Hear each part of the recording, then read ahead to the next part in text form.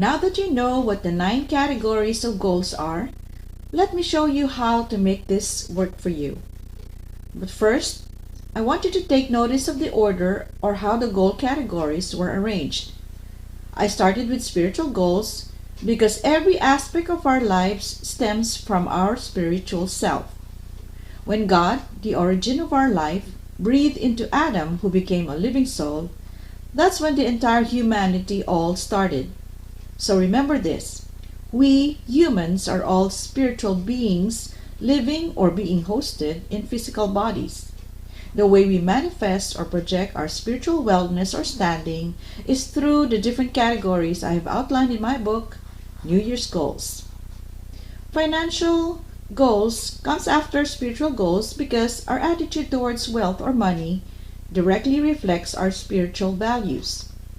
We can say whatever we want on how we view money as believers, but the truth is revealed in Matthew 6:21 and Luke 12:34, where it says, "Where your treasure is, there will your heart be also," which means that where you spend, invest, or put your money in is what you value the most.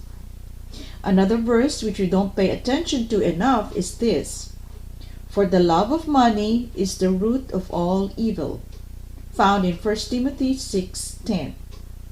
Pay close attention to that verse and the following phrases. First, the love of money.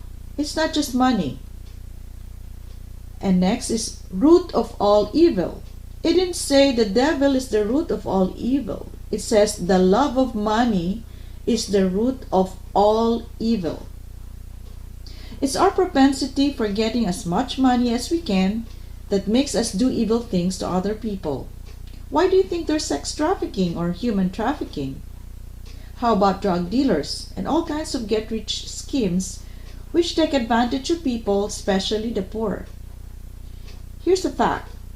Money does not change a person. It reveals who we really are. If we're greedy, more money makes us greedier. If we're generous, more money makes us more generous. So check your motives, especially when it comes to money. Do you accumulate wealth solely for personal gain or for the benefit of many? Let me be clear, I'm not saying we should not try to earn as much as we can. In fact, we are expected to be very productive. We just have to watch out for what's motivating us to do that. Now, in order to be productive, we must develop ourselves intellectually. Thus, we have intellectual goals.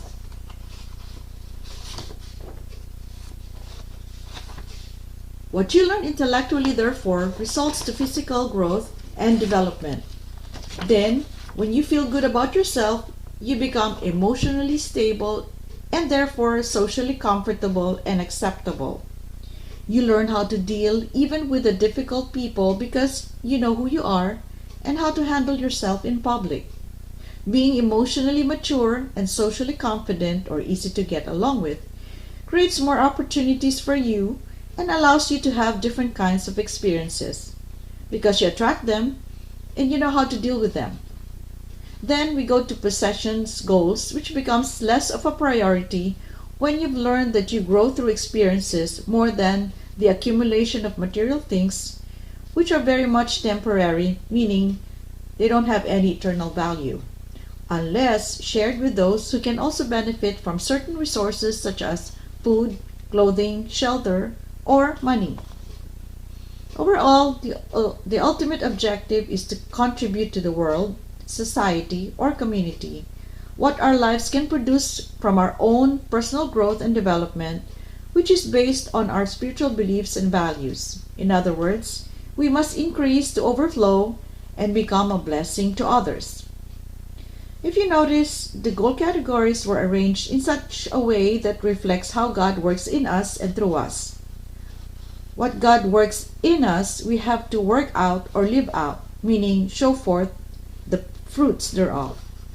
So, as the list progresses from spiritual, financial, intellectual, and so on, we are actually aiming for building our life's contribution or social impact and significance. We want to leave our mark in this world, also known as our legacy. Now, here's how we can make this work. If you've watched my other videos where I shared examples of each goal category, you can make a list of your own goals that you think you want to accomplish this year. Aim for 3 goals in each category so you'll have a total of 27 goals, then add 3 more so you'll have a checklist of 30 goals. Make sure that your top 5 or 10 are the must accomplish ones for this year. Here's the key. The more goals you check off your list, the more motivated you get to finish off the entire checklist.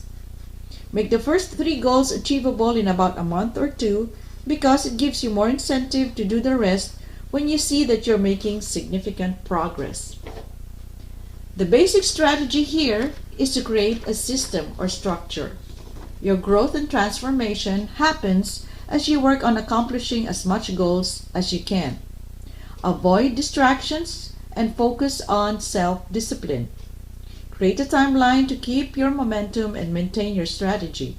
But don't be too rigid because it will cause you to get frustrated. Expect that you will fall in and out of track every now and then, of course, so give yourself a break after accomplishing maybe 3 or 5 goals. Some goals can and should become habits, like maybe walking 8,000 steps a day, or getting 7 to 8 hours of sleep, reading a book each month, or learning a new skill or language every year. Remember that our time in this life is limited. We are given this opportunity to create something with our life that will count for eternity. Let us not waste our time. Let us not be weary in doing well, because in due season, or at the right time, we will reap the harvest of what we have sown in this side of eternity. I hope you can keep leveling up or becoming your better version throughout this year. God designed us to reach our highest potential, or what He believes to be the best kind of life we can ever live, so we can manifest His glory as we walk according to His purpose.